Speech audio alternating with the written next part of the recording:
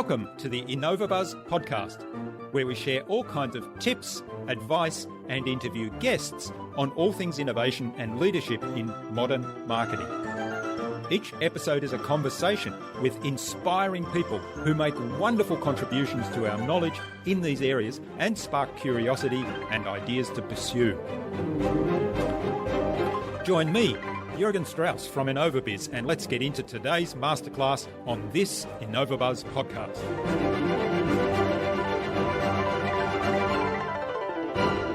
Relationships are like muscle tissue. The more you engage them, the stronger and more valuable they become. That's one thing that's very important. And then I want them to understand that a brand is what a business or a person does, but a reputation is what people remember and share. Always keep that in mind in everything you do. And if you build relationships and you're good to people and you look to support people wherever you can, then your reputation will grow.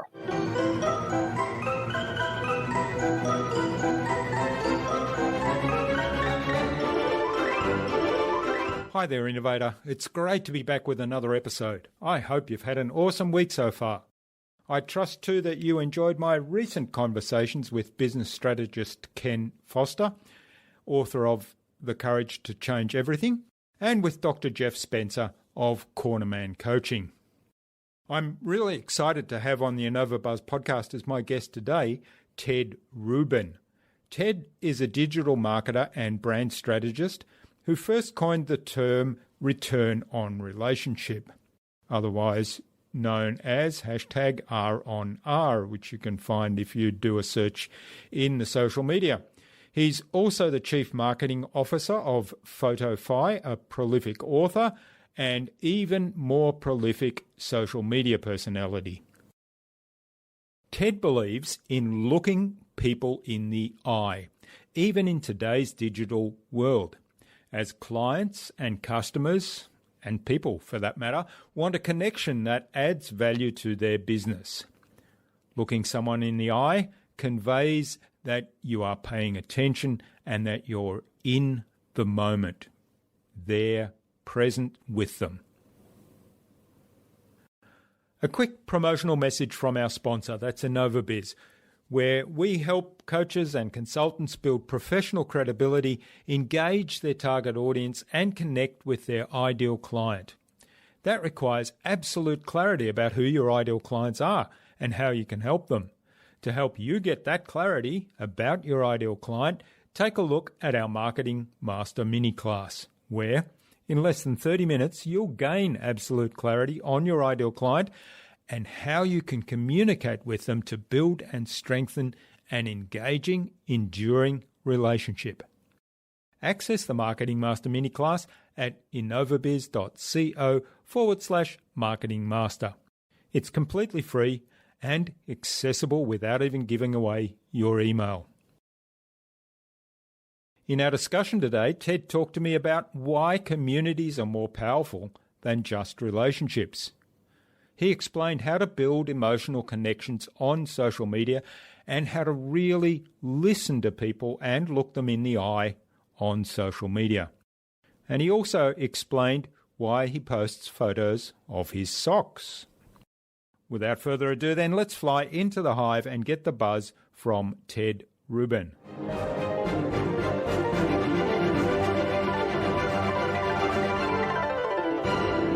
Hi, I'm your host, Jürgen Strauss from InnovaBuzz, and I'm really excited to welcome to the InnovaBuzz podcast today from near Miami, Fort Lauderdale area in the USA, Ted Rubin, who's a social marketing strategist. He's a keynote speaker and a brand evangelist, among other things. Welcome to the podcast, Ted. It's a great privilege to have you as my guest. Well, thank you, Jürgen. I'm so glad you guys reached out.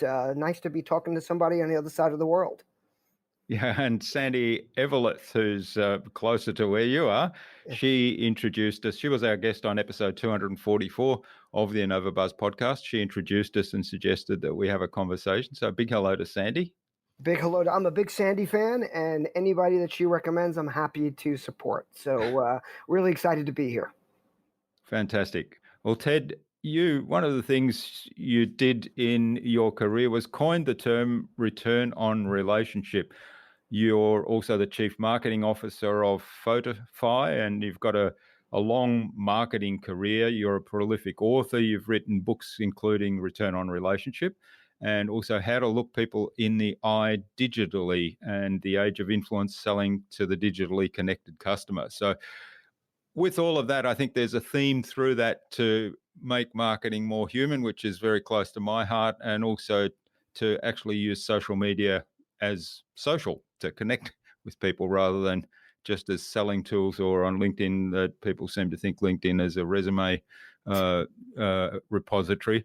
So I'm really looking forward to digging into all of that with you today. But before we start talking about all of those things, social media and relationships and so on, tell us a little bit about your background. How did you get to where you are today, and what were some of the big milestones in that journey?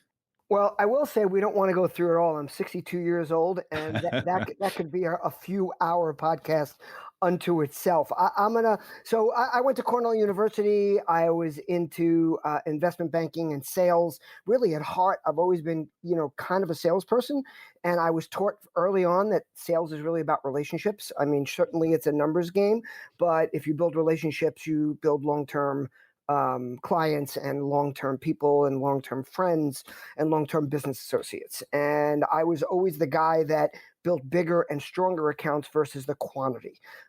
Just to fast forward a little bit, in the late 90s, I discovered the internet. I was fortunate to read an article when I was looking for a job, which was an interview of Seth Godin. Seth was talking about his company Yo-Yo-Dime, which was the first online direct marketing company. And after reading it, I was really taken by his whole philosophy. He had not coined the term permission marketing yet, but he was talking about these topics. Just like, I talked about relationships before I started talking about return on relationship. And at the end of the article, the interviewer asked Seth, he said, "Well, you have a very interesting company. Do you have any job openings?"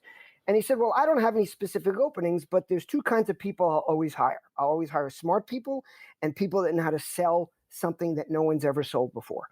And I just raised my hand. And at the time I was married, and my wife at the time laughed because she said, "Why are you applying for a job when there's no job?" And I wrote him a letter back when we actually typed and wrote letters. Yeah. And I said, "I can sell anything and I'm smart." And I went to work for Seth. So that was really the beginning of this stage of my life. I've had a lot of different stages. I had to remake myself a number of times. And even from then, I remade myself a few times. But I discovered the internet. I discovered online marketing. I was around when e-commerce was nothing more than a catalog online, when online media was just magazines basically being made into PDFs and put onto websites. So I really got a good view of this. But most importantly, I was in an office with Seth Godin.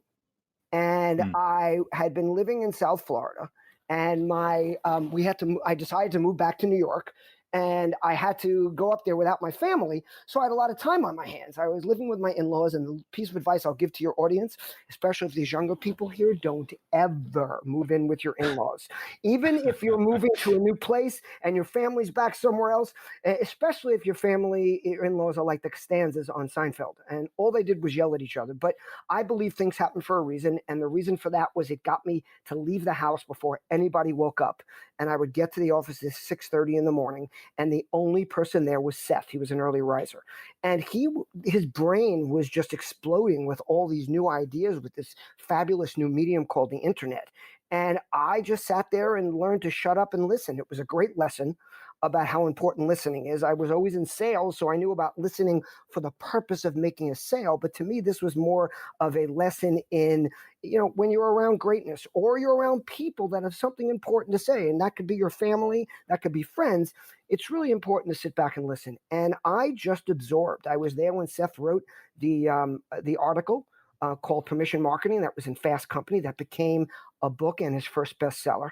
And it's really where return relationship concepts started. I was always what I thought was a networker. Everywhere I went, I made new relationships. I had them from every school I was in, from every job I had. I always left with, besides the mass of people I would meet, I always met a few people that became part of like my life ongoing. And what I learned as years would go by, and this was a little bit later, is that I'm not really a networker as much as I am a community builder. And I like to say that a network gives you reach. but a community gives you power. Networks connect, but communities care.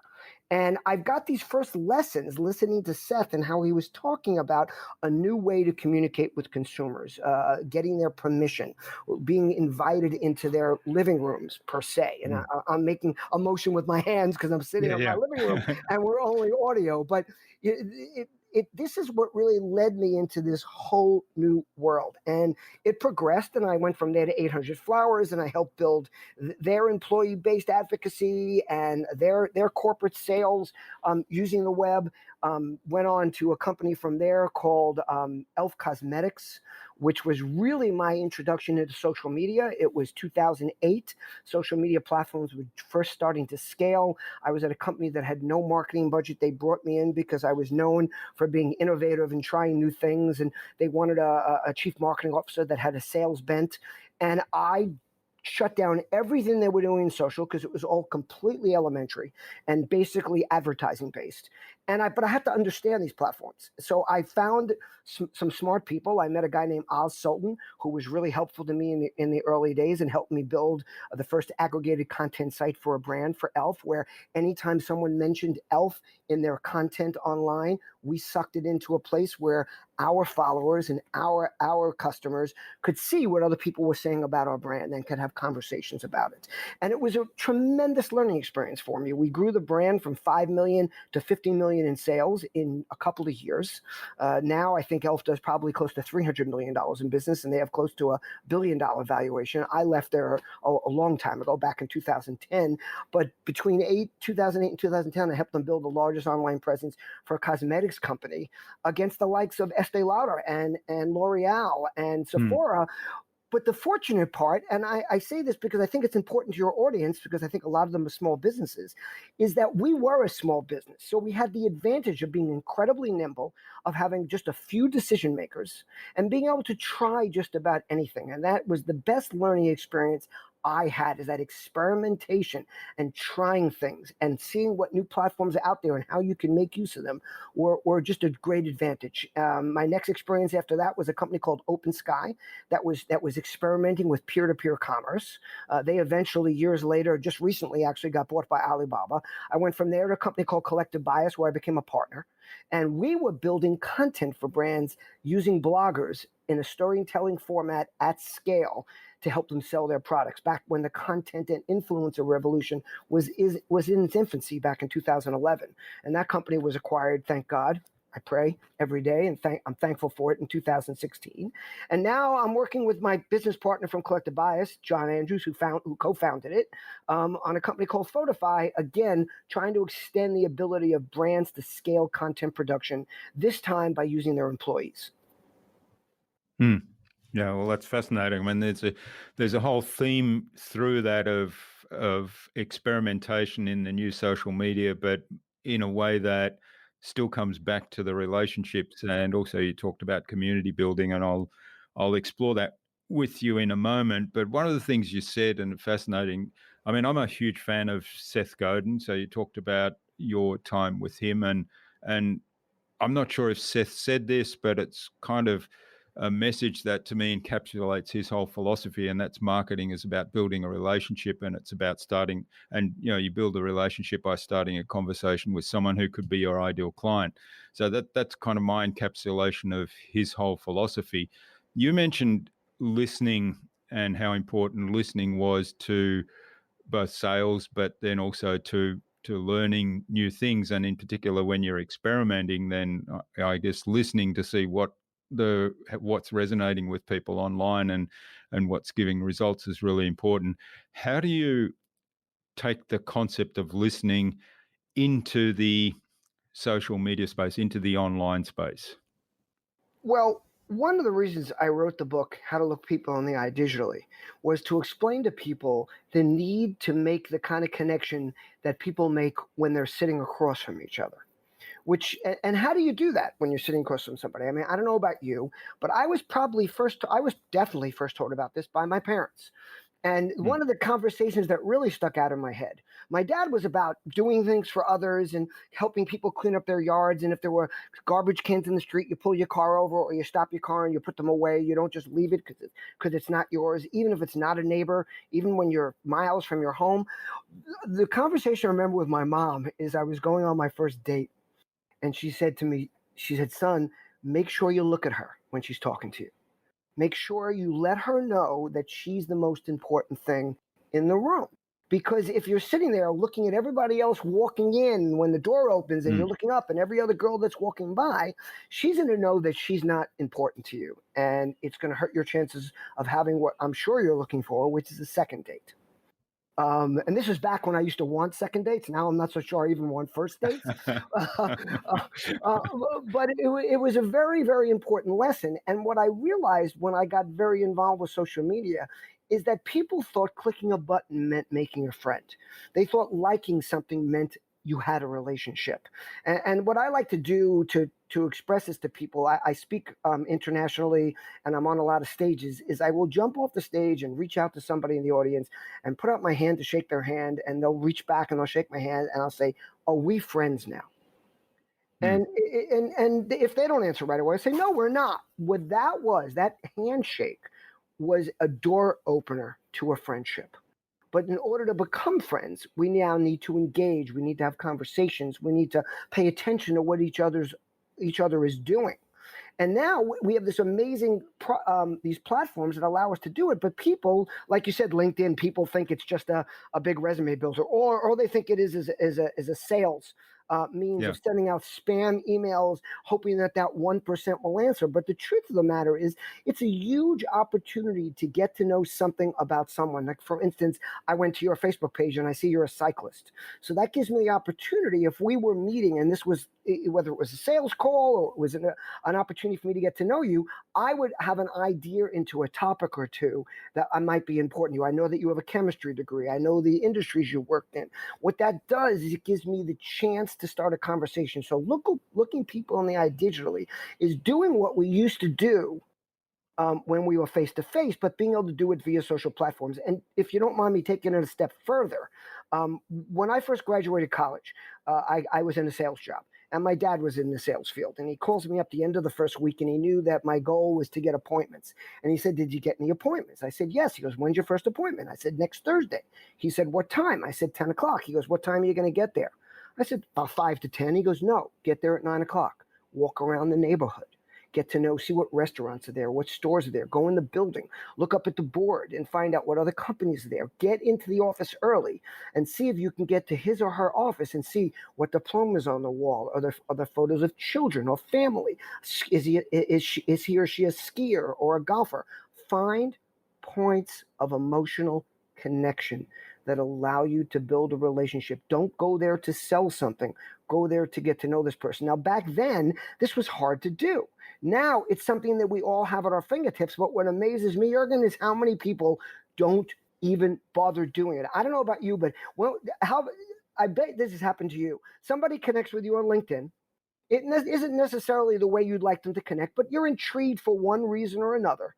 You might even just be testing to see if you're right and it's just a sales call. And you Yeah. accept it. And the first question they ask you is, "So, Jurgen, what do you do?" What do I do? They didn't even bother reading Yeah. your LinkedIn profile.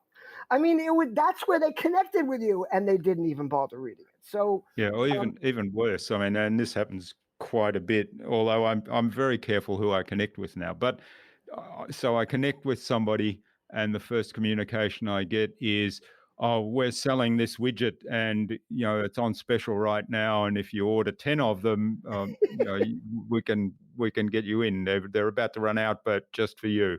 And I thought, well, how do you even know I need that widget? I don't need the widget. You haven't, you haven't even paid any attention, first of all, to what my particular needs might be. You've just sent me a sort of a spam email. And besides, I don't even know you yet. So, what I like to do with those is say, "I'll take 1,000,000 of them as long as you can give me credit net 10 years."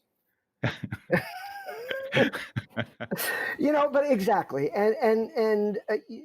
Of course, now we've been talking, I tend to go off on tangents. I forgot the exact question. But for me, looking people in the eye digitally is getting to know who they are with all the tools we have available to us to allow us to do it. So I try very hard, and it's work, but it's what helps me build my brand, is that before I get on the phone with somebody, I do, even if it's just 5 minutes of preliminary research. Again, find their Facebook page, find their LinkedIn page, see what they do for a living, see if they have a Twitter handle. You might have noticed I retweeted 1 or 2 of your tweets just to show the interest before the call. Yeah, well, the question was really about listening and how does listening translate to social. But I think you've answered the question. Yes. Because one of the things I was told very early on, and this came out of some sales training that I did as well, was that listening is not just about being quiet and letting the other person talk. It's also about reflecting back what they've said, checking in and making sure you've understood their communication and also understood their intention, asking some intelligent questions to get them to elaborate further. And I think that's exactly what you've highlighted, how you might go about doing that on social media. And also the important thing I think there is getting to the point of building that emotional connection. Because I had somebody ask a question. I reposted a blog post from somebody, and I can't remember exactly what the title was, but it was all about tapping into people's emotions with your marketing message. And the question was, well, that's sounds very easy, but how do you actually go about doing that? And I think what you've given us there is pretty well a description of how you might start that. Well, one of the things I like to say is don't ask questions if you don't listen to or want to hear the answers. Because I'm sure this has happened to you as well and to people in your audience. Somebody asks you a question and then they just tell you what they want to tell you anyway. Like you explain to them perhaps that the product they have doesn't work for you. And instead of saying, well, we might have a new product later, or what can we do to improve it that might make you interested, they just continue and try to sell you their product. Asking the question was really almost like just a checkbox on their process. Yeah, that's right. Again, it's about connection, I think. All right. Now, one of the things that I read that you said in, and I can't remember whether it was in one of the books or in one of your many prolific blog posts that you put out, is referring to, this idea content is king. That is kind of almost a universal truth these days. But your take on that is you post content to start to build a relationship, to generate engagement, rather than, I think the conventional wisdom still is you post content to demonstrate that you're an expert and for a positioning exercise. So talk to us a little bit about that, what the differences are in approach and how that might play out. Well, I like to say that if content is king, then connection is queen, and she rules the house. You hit the nail on the head. I don't. Certainly, I put out some content because I want to own a topic. So, I write about return relationship. I write about how to look people in the eye digitally. I write about going to changing the mindset from targeting to matchmaking because it's a topic I want to be known for. But more importantly, I'm doing it because it creates I like to say conversation is the best content. And if I can create a conversation with my content, then I've kind of done my job. Or if I can get a content idea related to me. So a lot of people say to me sometimes, there's other people writing about return relationship and they're not crediting you. And I don't care. I really, really don't care. First of all, I am trying to share a topic that is very near and dear to me and important. Therefore, the more people talk about it and use it, the happier I am. The other thing is, when I get those calls from people saying, Jürgen was on stage and he used one of your one-liners, or he said relationships are like muscle tissue. The more you engage them, the stronger and more valuable they become. But he didn't mention you. I'm like, that's fine because you just called me. Yeah. Therefore, that created that engagement. And I was talking about this the other day to my business partner. The more content that you produce and the more content you produce that makes an easy conversation, the more people will reach out and connect with you. So the CEO of Remax, which is one of the largest real estate companies in the world, if not the largest sales companies, has started creating a lot of content. I met Adam a number of years ago. It was, I think, 2015, 5 years ago, at a conference in San Diego. And he was just starting on his journey of starting to create content. But what I love about the fact that Adam creates content regularly is that I can engage with him without bothering him. I'm engaging with him in a place where he's happy to engage. In other words, if he's a very important guy, he's running a multi-billion-dollar company. If I sent him emails and text every day, it would drive him crazy. And it wouldn't build the relationship. It would probably hinder the relationship. But the fact that I share his content and that I make comments and that's where we communicate, he's making it easy for me to not think, oh my God, should I bother Adam today? Do I want to text him? Have I called him or emailed him too much? Whereas he's thrilled that I'm jumping in because it's creating conversation in his posts. So like when I post, I don't know how much research you did, but I post my socks a lot. I became very well known for wearing funky socks. And there's a whole blog post about it on tedrubin.com if you just search Ted Socky. I have my own hashtag. Like you've heard of a selfie. This is a Socky, so it's Ted Socky, which are my socks, and I'm known for it. And people a lot of times say to me, when are you going to stop doing this? I've been doing it since 2010. I've posted 1,500 Ted Sockys, and I post them when I'm going to events, when I travel, whenever I'm on a plane. You see my shoes and my socks in front of my laptop, and I make a comment, and I try to weave it into storytelling sometimes, but with what I'm doing. But the beauty of it is it's allowed people to open a conversation with me on a topic that they're very comfortable with without having to do too much research. So people will text me or they'll see me somewhere and they'll go, what socks you wearing? They just started a conversation without having to come up and go, hi, my name is Jürgen. Are you Ted Rubin? Do you mind if we talk for a minute? That's very uncomfortable for people. And it can be very uncomfortable for the person that you're trying to start the conversation with. But if you're remarking about something like that they do all the time, there's a CMO who's a friend of mine who's a bike rider. And on Instagram, every day he posts his mountain bike rides. And it's a people walk up to him all the time at conferences and they say, oh my God, the scenery in that last picture of yours was beautiful. And now a conversation ensues. So first of all, whether you're posting marketing content, which is great and gives people the opportunity to talk to you about something that you are, let's say, trying to be an expert about, or a field that is important to you, or you're simply posting about your socks or your bike riding, or I just took up jujitsu. I'm 62 years old and I just started, and I'm writing about, my experiences there. I believe that the more you share about yourself, the more human you are, as we talked earlier, the more personal you'll make it, the more you let people into your world and make them comfortable to reach out to you and connect with you.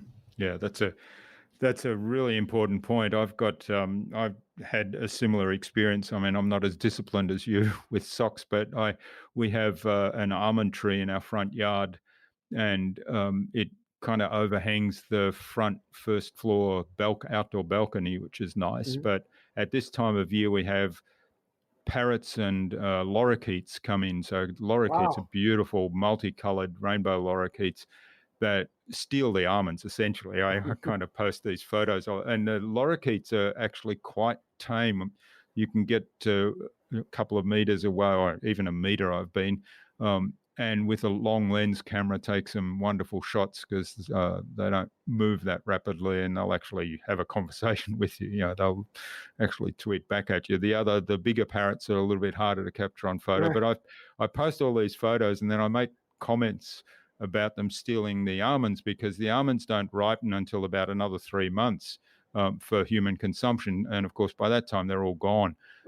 So I make all these comments about these parrots and then of course I joke and say that because I love photography and I actually like the birds being there and it's beautiful to have them so close by that, and I reflect on that people actually keep sort of some of these birds in cages as pets and how cruel would that be? And here we are, they just come and visit us every day for a few months. And so that, and I've been to networking events and met people and they, we've seen some of your bird photos and they're really fantastic, and like you say, that strikes up a conversation immediately.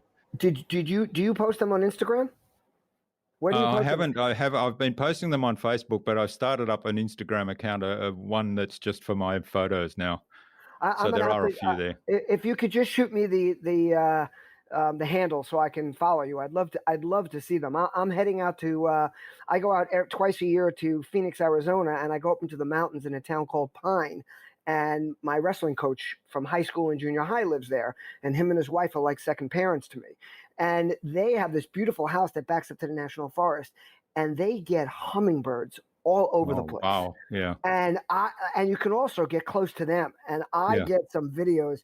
And it's funny you say, because people love when I post those, but I don't live there. So but I would love to see your photos. So if you can send me that handle, that would be great. All right, I'll do that. Okay, now one of the things, we've talked about content creation and building that engagement, and I guess there's a couple of questions for me there. The first one is probably a technical question, and that's, a lot of people, me included, write blog posts. This podcast, for example, becomes a blog post, and then share a little bit of a snippet of that on the social media and put a link back to the original content. So that's one form. Then, of course, the other form of content on social media is actually writing a short paragraph or some comments or a little story or whatever it might be in social media itself without a link back anywhere else to generate the engagement. What sort of balance should you strike between those two? I don't think there are any set rules. I think you have to see what works best for you. First of all, every audience is different, every person is different, and everybody's goals are different. So what I think is the most important thing is, how do you scale that? How do you do, especially if you're a small business? That was the next question, yeah. So I'll combine the two. So first of all, I don't believe there's any tried and true rules about how you should mix it, what you should do. I think you should test, retest, and then test again. See what happens. See if you can increase your engagement. I find that if I post a link to a blog post, I get much more action if I actually take the words from the blog post and just post it into Facebook as a post without the link to the website. Because I find that people, every time someone clicks, and this is old digital learning, every click you lose people. Every time someone has to go deeper, you lose people.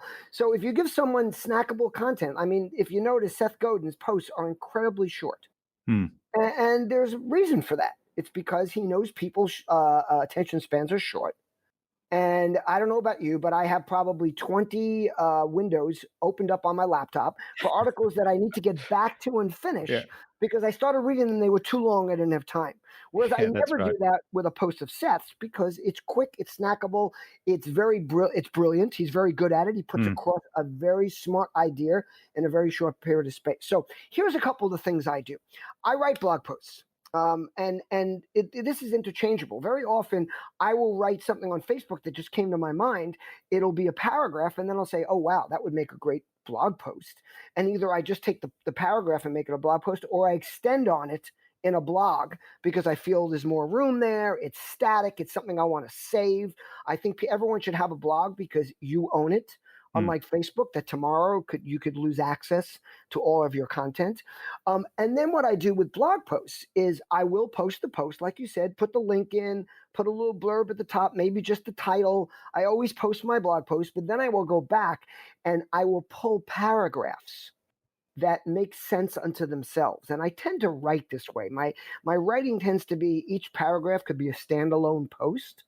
And it's a great way to think about it. And it doesn't happen all the time, but then I will take those paragraphs and I will put them into a post. And then I will test if I just do writing, does it do as well as if I put an image with it? So I have a whole library of images that I've had taken by a photographer named John D'Amato, who I think is the best at personal branding because it's not just static headshots. It's me speaking. It's me exercising. It's me with my niece and nephew.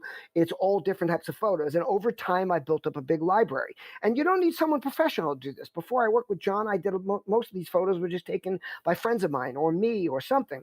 And I tend to use my own photos because, again, I'm building me into people's heads. I'm building my face associated with the content.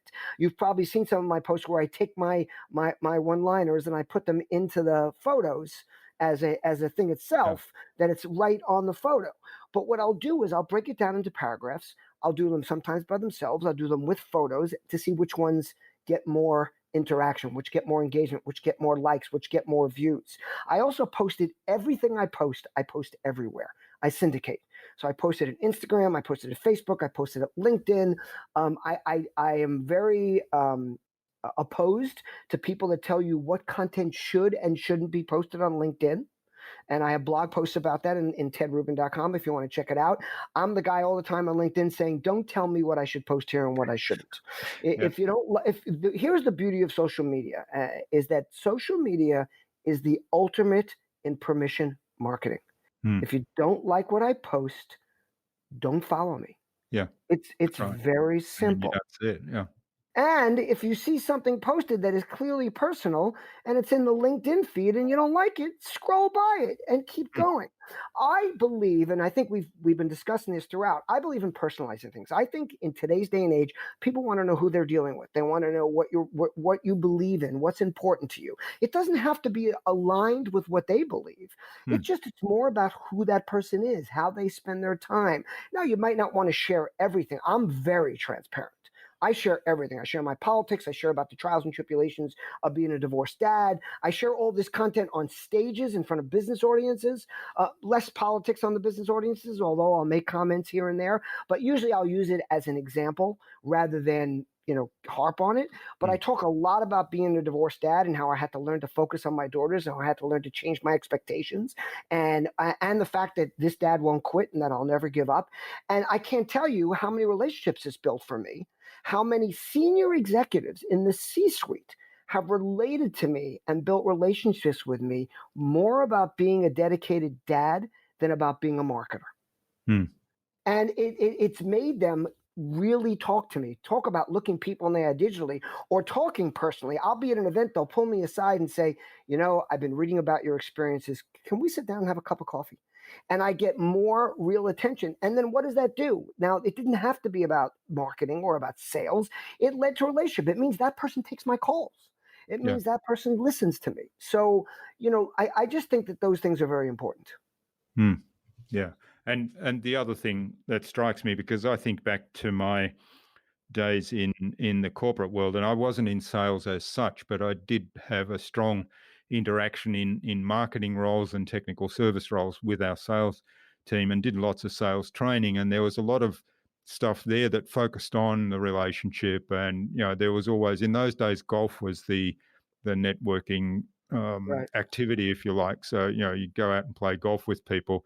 And I disliked playing golf. I was not very good at it, and I sort of just felt it wasn't something I enjoyed. I mean, that's just a personal thing. And I thought, well, I'm not going to go and play golf with somebody just for the sake of building a relationship, because to me that feels inauthentic. And a lot of people I know only played golf to network. So it wasn't that they were keen golfers. They only played golf to network and to meet people. And to me, that felt a little bit inauthentic. And it was, I always had mixed feelings about that. It was kind of the technical approach to, yes, you've got to build that emotional connection with people and build the relationships, but it was very transactional to me. Whereas what you're describing is very authentic and very personal. So you're basically the things that are dear to your heart you talk about, and the people that resonate with that and find that they've got something in common with you, they're the ones that you actually build a genuine connection with. Right. And just to jump back for a second, I want to give a few more tips about like if you repurpose content, you can create a lot more content than you might otherwise think you do. So if you write a blog post, turn it into 5 different Facebook posts. You can turn it into tweets. All my blog posts, I go through them and I write tweets out of them. And then I save every tweet I write that I think is smart. Now, I think I'm smart, so I have a lot of them. But I also pay attention. Like if no one pays attention to something I wrote, if I wrote relationships are like muscle tissue and nobody cared, I probably would let it fall off into the background. But what I do is I turn a lot of my blog posts into multiple tweets. Then I save those tweets I like them, because you save all your, I don't know if you use Twitter much, but you can save those and then you can reuse them again and again and again. Like, don't be afraid to repost content. Don't be afraid to use content again and again and again, as long as it's evergreen, meaning that it's good all the time. It's not based on a date or a time or a very particular topic. And you can keep using that content in different ways. So every piece of content you create, I turn tweets into blog posts. I turn blog posts into tweets. I turn them into Facebook posts. Like, I have more content than I know what to do with. Every time I go into my photos to look for something, I find 100 photos. I'm like, oh my God, I have to post that again. Like, this happens all the time. And you'll find if you start creating that content and saving it, like, I have all different files on my phone for all different types of photos, for different places, for different things, for different topics. Same thing for tweets. Then I always have content at my fingertips. So whenever I have a free moment, I can jump in and post something new that will hopefully spark conversation. Yeah, that's great advice. I'm a huge fan of repurposing, and I didn't actually know that you could save tweets in Twitter. We keep a collection in a document of all the tweets, and I do go back and go through that from time to time and think, oh, that's a good one to post today, and depending on the theme of the week that we might be working on. Well, I use the like function. So when you like something, it saves it in what's called a likes file on Twitter. Oh, okay. So instead of liking other people's tweets, which I will sometimes, but usually I'll just do that for a short period of time and then I'll get rid of it, like, a week later. I save all of my favorite content so that I can easily access it and use it again. Oh, there's a little tip. Yeah. Thanks for that.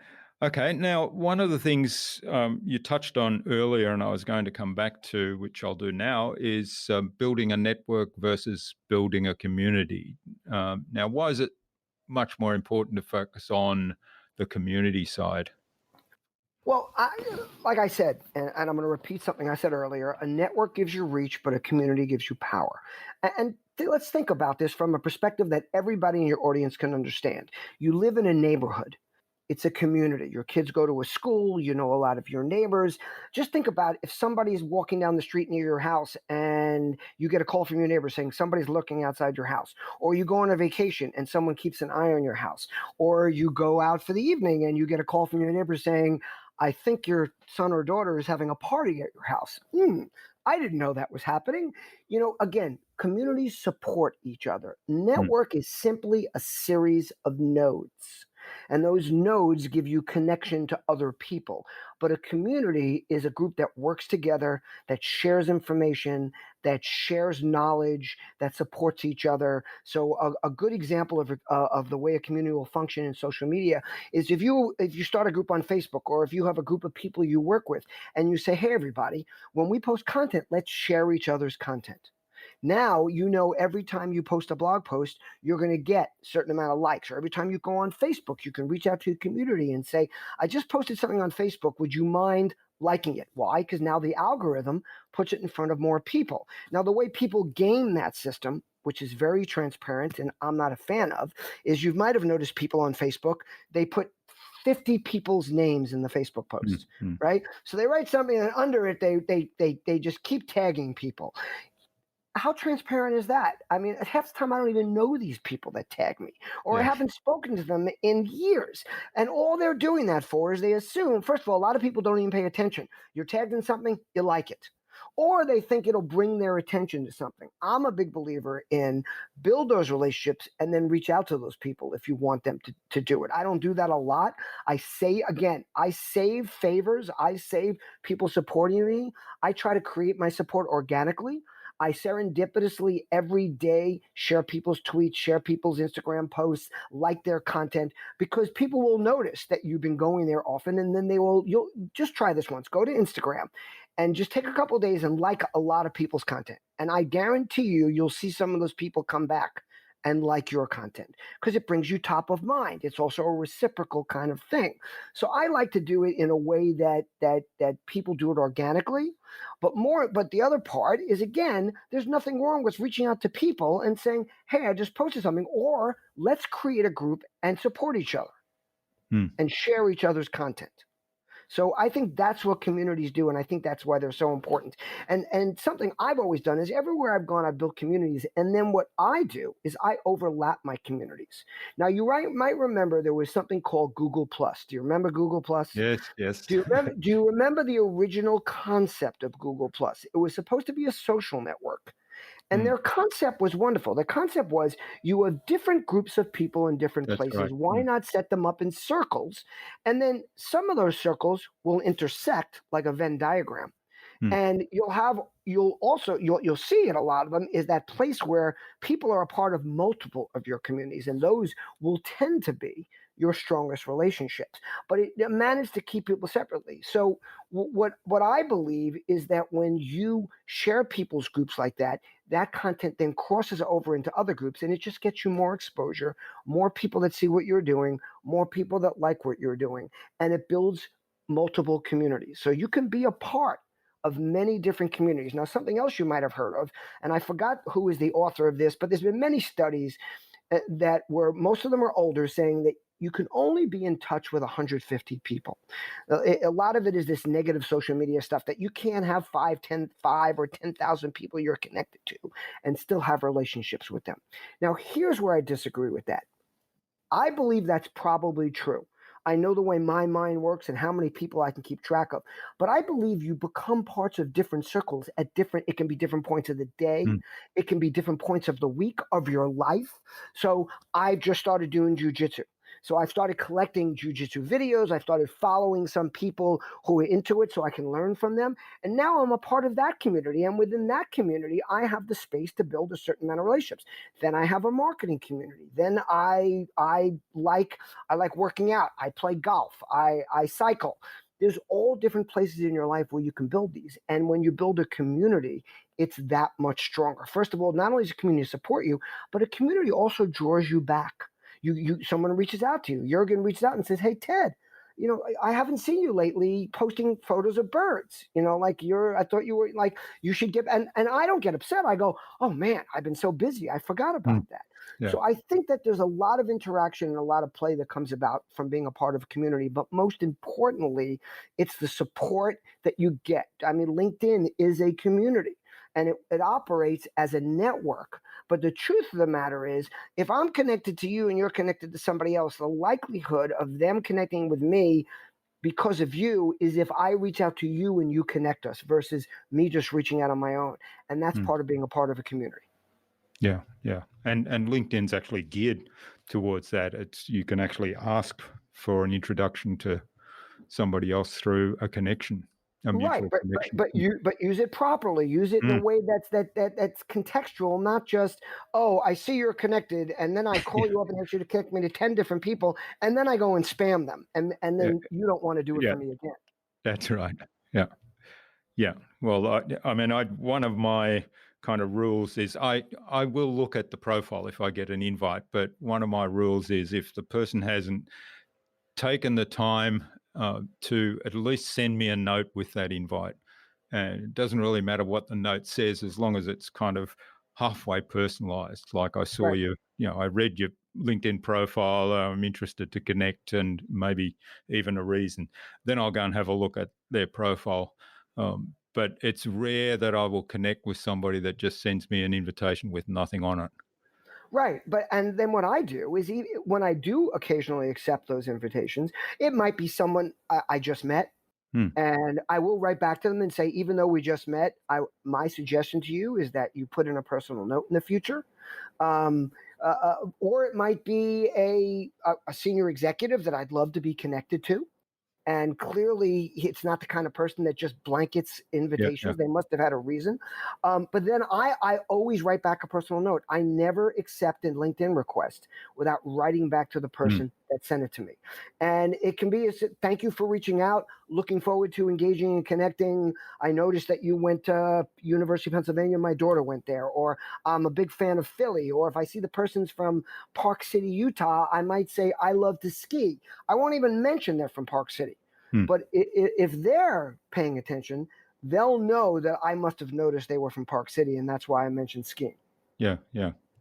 Yeah, well, that's all great advice. So this is fascinating, Ted. I could go on for ages and talk more about social media, and we haven't even touched on things like autoresponders and bots, but I'm guessing that you're probably not a huge fan of those. Well, you can see a post on my site about making marketing human, Yeah. and that bots are not ready for prime time. So Yeah. yes, I'm not a big autoresponder or bot guy, and I'll tell you what, Jurgen, I've enjoyed this. We can do this another time because clearly, if we go much longer, no one's going to want to keep listening. But Yeah. we can set up another time to talk and cover some other topics. Yeah, sure. I think it's a good time to move on to the Buzz, which is our innovation round, and it's primarily designed for innovators and leaders in their fields to give them some tips from your experience. And I know you've got lots of experience in the marketing world beyond just social media that we've been talking about today. So I've got 5 questions, and hopefully you'll give us some really insightful answers that will inspire the listener to go and do something awesome today. I hope I can help. Yeah. So, firstly, what's the number one thing you think anyone needs to do to be more innovative? I think they need to open their mind to other people's opinions. I think they need to learn. We talked about listening, and then you mentioned how it's not just about listening. I like to say it's about hearing people. I don't know if they have this expression in Australia, but it's are you hearing me? Means are you really listening? So I think to be innovative, you really need to pay attention to what people are talking about and what they're saying. Yeah, and that's good advice. And you've clearly kind of taken that philosophy into the social media space with what we've been chatting about today. Now, what's the best thing you've done to develop new ideas? Talking to my business partner, John Andrews, I have to tell you that we've decided that from now on, when we like to take road trips, and we drive in the car and we try to see different people around the country. We go places serendipitously that we just decide to go in the day. And we were having these amazing conversations, and we'd forget a lot of what we talked about. So our goal going forward is from now on to use one of the apps on our iPhones and record those conversations. And there's a gentleman that I work with who's someone I call one of the best technical marketers I know. His name is Joe Hage, and he runs a company called Medical Marcom, which is in the medical marketing field. And Joe now records every single conversation he has. And of course, he deletes a lot of it, but I think that's really important because when you have conversations with people, it's amazing. Like for me, I find the best way for me to innovate is to talk to somebody that gets me out of my skin, that gets me talking about new things, that new ideas pop up. And as you asked, what's the best for me? For me, what I found, what's the most consistent one that creates great ideas is talking to my business partner, John Andrews. Yeah, that's great advice. I like the idea of recording the conversations. I mean, essentially, that's what I'm doing with these podcasts. And like you say, these conversations, I often come away, well, I always come away totally inspired, but I often come away with a bunch of new ideas that I kind of immediately make a note of all the things that I'm going to follow up on or maybe even implement. I have to tell you that when I used to do a lot of consulting where I'd be brought into meetings to brainstorm, and I'd say to the clients, you better record this or have someone taking notes because I don't record myself. This is back then. I didn't, and I don't take notes.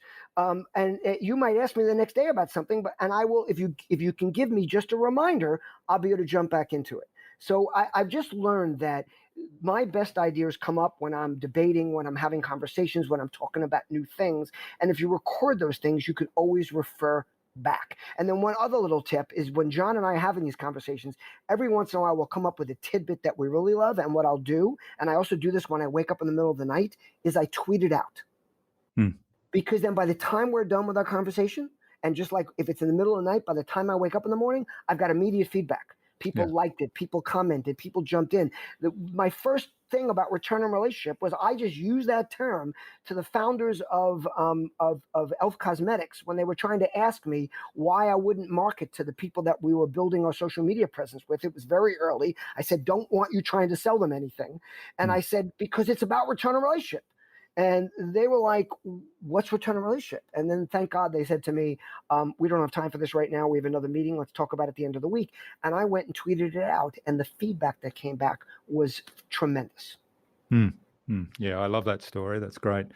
Now, you might have answered this question already. What's a favorite resource that you use most often? When you say resource, do you mean like resource? Well, it could be a platform, it could be software, it could be like I'm thinking you've answered it in form of a phone to record conversations. I'm a phone to record conversations. I'm a social media guy. I like to look at what's trending on Twitter. I like to get up in the morning and see what people are discussing. So for me, my best resource is putting content out there and seeing how people react to it. All right. And what's the best way to keep a client on track? Ooh, that's a tough one. Maybe you guys could teach that to me. I find that's incredibly difficult. But what I find is one of the best ways to get clients on track is I get paid at the beginning of the month, not at the end. So you pay me, and now you want to get value out of me. So whereas if you pay me at the end of the month, you might not return calls, you might do something. It's just like I have a very close associate named Alan Levy who runs a company called SellUp, and he takes over the email marketing for e-commerce purposes for medium to large, like $5 million to $100 million companies. And he works strictly off of a lift in sales and gets a percentage. But for the first 3 months, he gets paid a monthly fee because he knows that if he doesn't, the teams that he's getting assigned to work with will shove him aside, not necessarily work with him. But when people are laying out a dollar, especially in advance, they want to get their money's worth. Yeah. Okay. Well, that's a good approach to take, and as you say, it means that they've got skin in the game. So exactly. And when people know, look, not everybody can do that. I understand. Because I'm willing to walk away. I will not work unless I get paid in advance, unless it's for a Fortune 500 company who I know can't do that. But even some of those I'll push with. Explain yourself, and very often companies will understand because they know that the guy hiring you is not necessarily the guy that's going to be using your services, and he wants his team to have skin in the game. Yeah. All right. Now, what's the number one thing you think anyone can do to differentiate themselves? Be themselves. I always say to people, be you. It's very hard to take on a persona, to be somebody else. When you're yourself, it's very easy to answer questions. You don't have to think about it. So years and years ago, when I was fighting to keep my daughters in my life, I was in court. And every time I was on the stand, attorneys who were out waiting for the next case would come up to me and say, "Oh my God, you're like incredible on the stand. Like it's too bad they don't have a designated testifier the way they have a designated hitter in baseball, because you could make a lot of money." And I said, "Well, I probably couldn't, because the reason is I'm being myself. I'm being honest. I'm being straightforward. I'm speaking from my heart. I don't have to think about my answers." So I think the best way to differentiate yourself is to be you. There's a old Dr. Seuss quote that I quoted to my daughters all the time they were growing up. It says, "Be who you are, say what you feel, be who you are and say what you feel, because those who mind don't matter, and those who matter don't mind." And when you're yourself, it's a lot easier to build your personal brand. Yeah, that's great. I love Dr. Seuss because I think he also said, "No one is youer than you." No one is youer than you. Exactly. Yeah.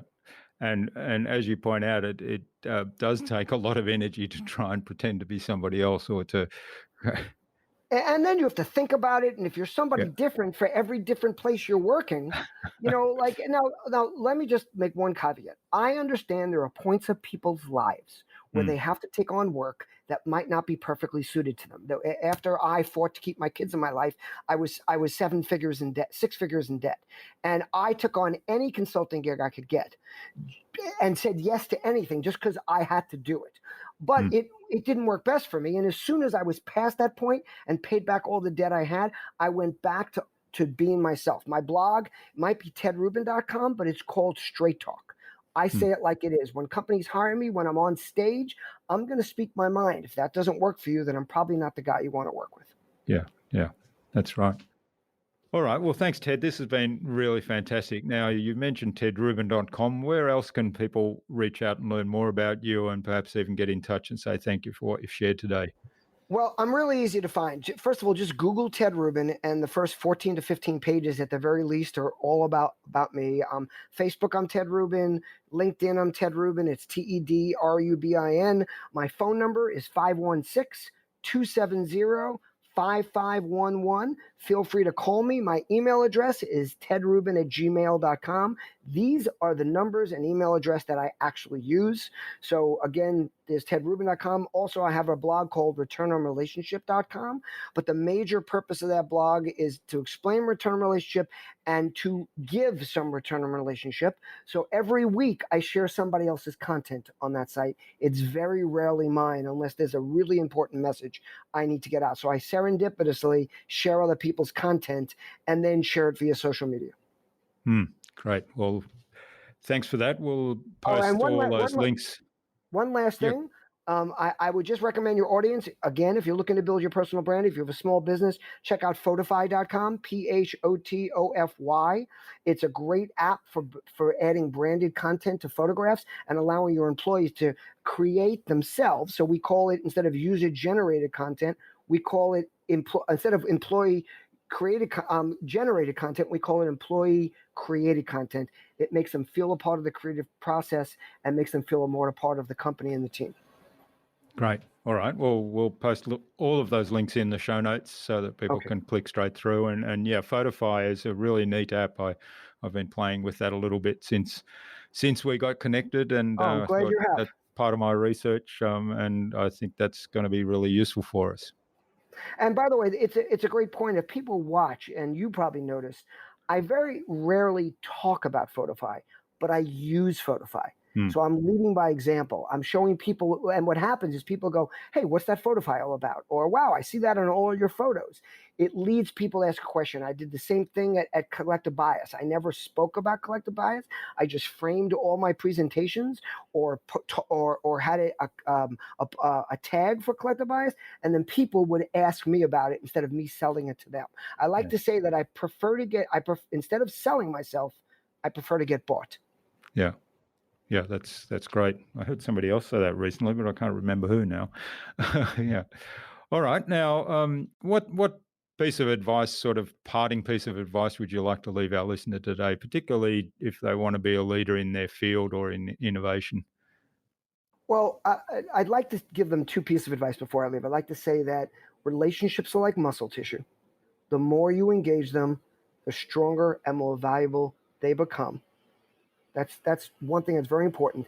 And then I want them to understand that a brand is what a business or a person does, but a reputation is what people remember and share.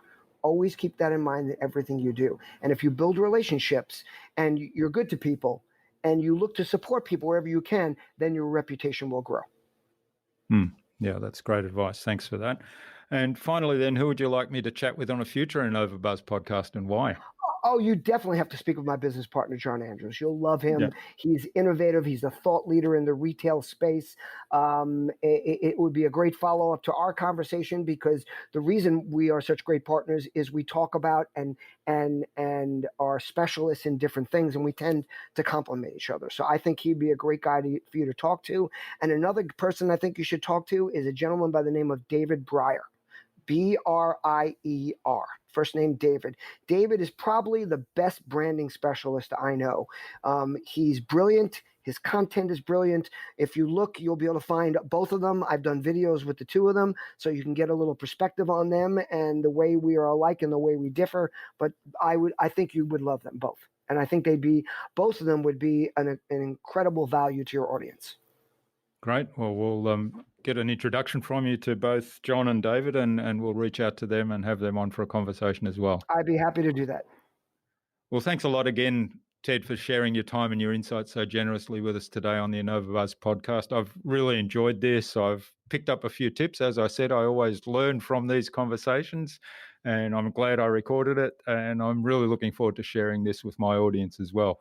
So all the best for the future, and let's keep in touch. Thanks so much, Jürgen. I really appreciate it. Bye.